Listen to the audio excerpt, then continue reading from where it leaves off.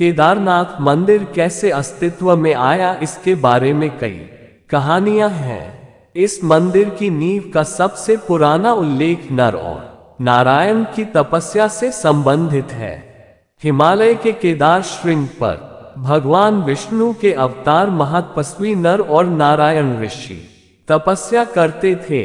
उनकी तपस्या से प्रसन्न होकर भगवान शिव ने उनकी इच्छा पूरी करने के लिए ज्योतिर्लिंग के रूप में यहाँ सदैव के लिए निवास करने का वर प्रदान किया। स्कंद पुराण के केदार अध्याय के अनुसार युधिष्ठिर आदि पांडव गण ने गोत्र हत्या तथा गुरु हत्या के पाप से छूटने का उपाय श्री व्यास जी से पूछा। व्यास जी कहने लगे कि शास्त्र में इन पापों का प्रायश्चित नहीं है, बिना केदार खंड के जाए ये पाप नहीं छूट सकते। तुम लोग वहां जाओ, निवास करने से सब पाप नष्ट हो जाते हैं तथा वहां मृत्यु होने से मनुष्य शिव रूप हो जाता है। यही महापथ है।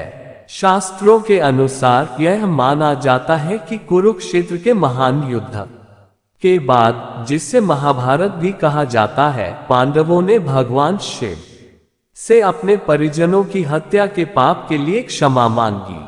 बनारस में भगवान शिव नहीं मिलने के बाद पांडवों ने सर्वशक्तिमान की तलाश में हिमालय की यात्रा की, लेकिन भगवान क्रोधित थे और पांडवों को उनके परिजनों की हत्या के पाप के लिए माफ नहीं करना चाहते थे।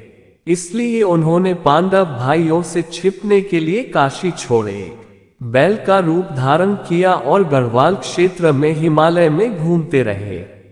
अंततः जब पांडवों ने उसे पहचान लिया तो उसने धरती में गोता लगाया, लेकिन किसी तरह भीम ने उसका कुबड़ पकड़ लिया। बैल के अन्य अंग अन्य स्थानों पर दिखाई दिए।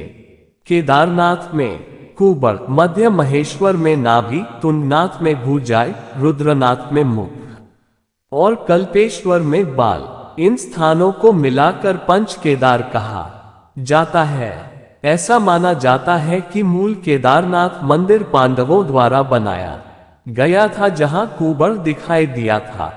वर्तमान केदारनाथ मंदिर आदि शंकराचार्य द्वारा बनाया गया था, जिन्हें इस प्राचीन मंदिर की महिमा को बहाल करने का श्रेय दिया जाता है। केदारनाथ मंदिर भारत के उत्तराखंड राज्य के रुद्रप्रयाग जिले में स्थित हिंदुओं का प्रसिद्ध मंदिर है। उत्तराखंड में हिमालय पर्वत की गोद में केदारनाथ मंदिर 12 ज्योतिर्लिंग में सम्मिलित होने के साथ